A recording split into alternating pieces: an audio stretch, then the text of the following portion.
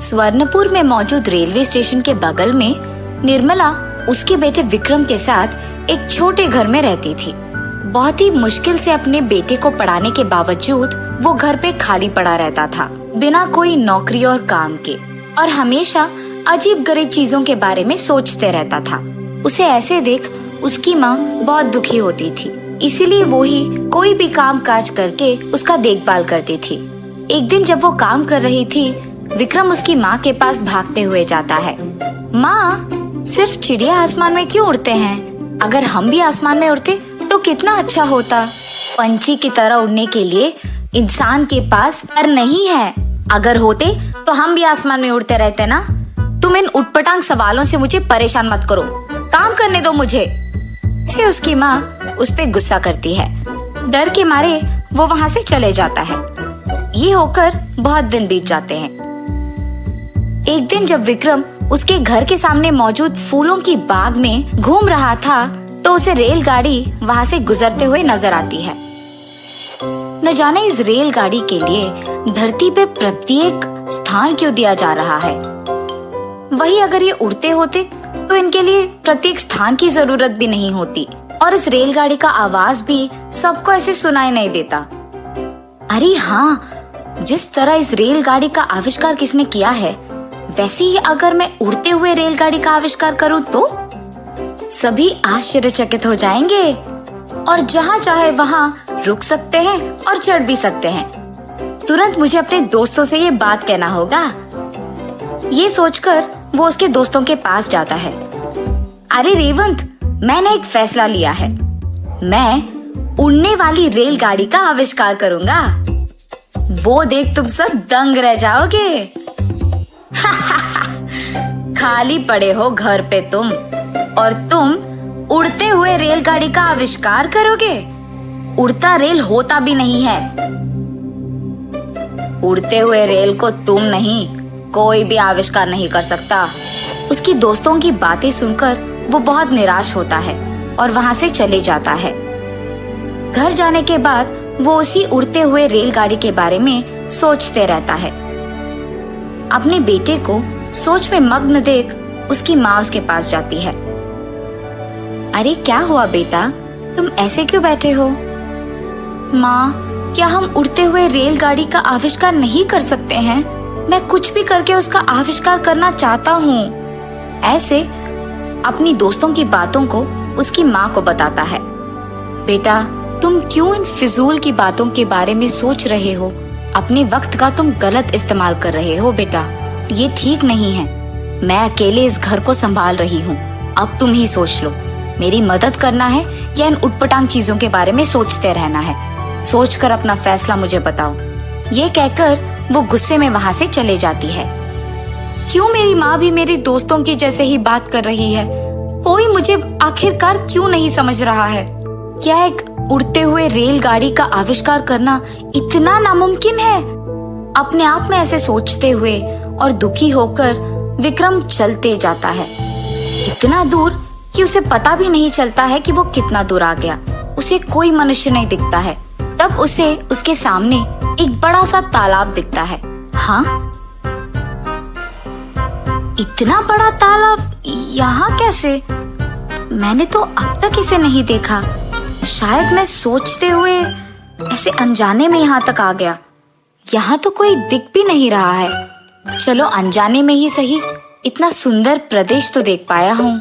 ऐसे सोचते हुए वो उसके चारों ओर देख ही रहा था जब उसे नीली रंग में चमकते हुए कुछ नजर आती है।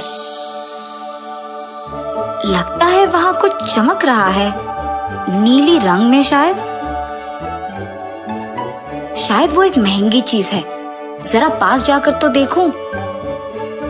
पास जाकर उस नीली चमकते हुए चीज को अपने हाथ में लेता है और तुरंत उस पत्थर के नीचे एक बिच्छू को देख वो चौंक जाता है। अरे बिच्छू, बिच्छू! ऐसे जोर से चिल्लाने लगता है। इतने में वो पत्थर नीचे गिर जाता है। तब वो बिच्छू विक्रम की ओर बढ़ने लगता है। उसे देख विक्रम वहाँ से भागने लगता है। रुको, मैं तुम्हें कुछ नहीं करूँगा। हाँ, ये क्या? बिच्छू बात कर रही है? वो पीछे मुड़ता है। अचानक उसकी आंखों के सामने बिच्छू को एक देवता के रूप में बदलते हुए देख विक्रम चौंक जाता है। डरो मत, एक मुनि की श्राप के वजह से मैं बिच्छू बन गई। कई सालों से मैं उस पत्थर के नीचे ही हूँ। अब बहुत साल बाद तुम्हारे कारण वो पत्थर का बोझ मुझसे हट गया और मैं अपना पुराना रूप पाई हूँ। ये सब सिर्फ तुम्हारे वजह से मुमकिन हुआ है। इसी खुशी में तुम जो चाहते हो मांगो, मैं उसका वरदान तुम्हें दूंगी। मुझे उड़ता हुआ रेलगाड़ी चाहिए, क्योंकि सब मुझसे कह रहे हैं कि मैं उसका आविष्कार नहीं कर पाऊंगा।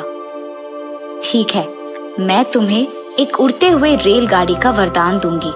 ये लो, तुम्हारे सामने प्रकट होगा। इस रेल में बैठने के बाद तुम अगर कहीं जाना चाहते हो तो बस अपने मन में उसको मांगो और ये रेल तुम्हें वहां ले जाएगी। ये कह के और उसके सामने एक उड़ते हुए रेलगाड़ी को प्रकट करके वो देवता वहां से गायब हो जाती है। अरे, इस उड़ते हुए रेलगाड़ी को देख मुझे बहुत खुशी हो रही है। तुरंत मुझे इसे चढ़ना होगा। ये सोचकर वो तुरंत उस रेलगाड़ी में बैठता है। उस देवता के बातों के अनुसार ही जो जगह वो अपने मन में सोचता है वो रेलगाड़ी उसे वही ले जाती थी। ऐसे वो वहां मौजूद सारे सुंदर प्रदेशों को देखते रहता है और वो आश्चर्यचकित होता है। ये, मुझे अब इसमें माँ के पास जाना है। ऐसे सोचते ही उड़ता हुआ रेलगाड़ी उसे उड़ते हुए उसके घर पहुंचाती है, उसके माँ के पास। सुपर रेल, सुपर रेल, ऐसे कहते हुए गांव में सभी उसके पास जाते हैं। उस रेल को उसके घर के सामने रुकते हुए देख निर्मला चौंक जाती है। तब विक्रम वहां से निकलकर कहता है, माँ, ये देखो उड़ता हुआ रेलगाड़ी। आपने कहा था कि इसका आविष्कार मैं नहीं कर पाऊंगा ना, पर ये देखो मुझे मिल गई है। चलो माँ, आप भी मेरे साथ रेलगाड़ी में बैठो। विक्रम, मुझे इस रेल चढ़ने का कोई इच्छा नहीं है। पहले ये बताओ कि रेल तुम्हें कहाँ से मिली? तब विक्रम जो कुछ भी उसको हुआ उसके माँ को बताता है। बेटा, इसका आविष्कार तो तुमने नहीं किया ना, ये तो सिर्फ तुम्हें अपनी खुशकिस्मत के वजह से मिली है। कम से कम अब से मेरी बात मानकर तुम एक नौकरी करो, तभी तुम खुश रह पाओगे। इतने में इन दोनों की बातें सुनकर सारे लोग उन दोनों के पास जाते हैं। अरे विक्रम, तुमने तो सच में एक उड़ते हुए रेलगाड़ी का आविष्कार किया है। तुम तो महान हो। अरे विक्रम, तुम्हारी माँ तो वैसे भी कह रही है कि वो ये रेलगाड़ी नहीं चढ़ेगी, तो क्या हम चढ़ सकते हैं? ठीक है, चढ़ो रेलगाड़ी। ये कहने पर सभी उस रेलगाड़ी में चढ़कर विक्रम के साथ गांव का पूरा सैर लेते हैं। सुंदर सुंदर प्रदेश देख वो सभी चौंक जाते हैं और बहुत खुश होते हैं।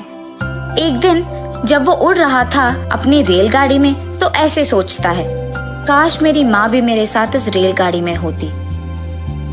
अचानक उसकी माँ उस रेलगाड़ी में उसके बगल में प्रकट होती है। उसे देख विक्रम चौंक जाता है। अरे माँ, तुम इस गाड़ी में कैसे आए? मुझे भी नहीं पता विक्रम, पर दिखने में ही नहीं, ये रेलगाड़ी तो अंदर से भी बहुत अच्छा है। चलो एक बार सैर करते हैं। इतने में विक्रम की माँ रेलगाड़ी को अंदर से भी जांचने लगती है। जब वो वहाँ के शीशे में अपने आप को देखती है तो अचानक उनके कपड़े नए में बदल जाते हैं और उनपे जेवर भी प्रकट हो जाते हैं। उन्हें देख वो अपने बेटे को बुलाती है। अरे विक्रम, ये तो कोई जादुई रेलगाड़ी रखता है। ये ना सिर्फ उड़ता है, पर ये देखो मेरे नए कपड़े और ये नए जेवर। अरे हाँ माँ, लगता है कि ये कोई जादुई रेलगाड़ी है। सामने भी कोई बटन्स है, उसको अगर दबाएंगे तो शायद अच्छा ही होगा। ऐसे वो रेल के सामने मौजूद बटन्स को दबाता है।